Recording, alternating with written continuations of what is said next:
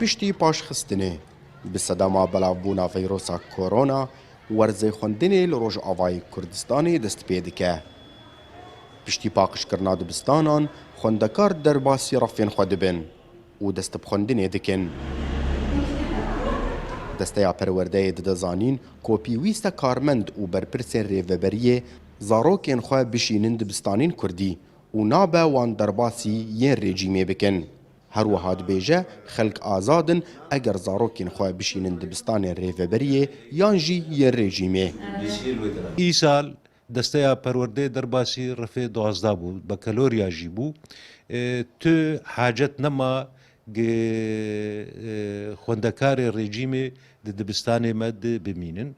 Êk bixwaze her dibistanê rejîmê, way dibistanê rejîmê hene di her du murebbeğê emnî di Qamişlo û Hesekê de mane.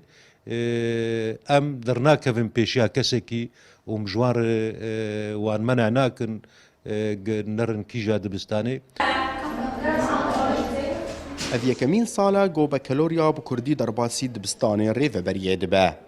Li gorî desteyê wan gelek mamoste bo dayîna bekelorya amade kirine. Xwendekar dibêjin dê zehmetiyan bikişînin lê kêfxweşin bi destpêkirina werzê xwendinê ji ber got demeke dirêj e ew dûrî xwendina xwe ketibûn.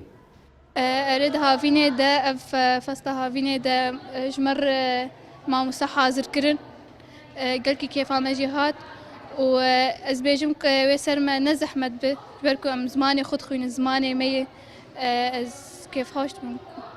براسیم گل کی خوشن و ام گل کی جی متحمسن دبستانی جبر کو ابو دمک باش در باسم نهاتن تقریبا 6 ماه جبر وضع کرونا جی و شرجی چه بو ام کم دهاتن دبستانی لبراسی ام گل کی جی کیف خوشن کومی وگرن دبستانی خومی بخوینن تکم توی خوندنی یعنی من هاجی می زمان می بمر هسانتر جی لهیله کدن تنها روشا خوندنی لروج آوای کردستانی نجیگره دبستانی رژیمê gelek bixer balixin û yên rêveberiyê jî nefermîne û tu danpêdaneke navdewletî bi wan tune ye. Hin dibistanên taybet jî yên gobekelorya didan hatin qedexekirin û ev yek dihêle ku metirsî ser siberoja xwendekaran çê bibe. Nemaze di rewşa Sûriyeya heyî de ku asoyên çareseriyê nedyarin. Ekrem Salih Kurdistan 24 Qamişlo.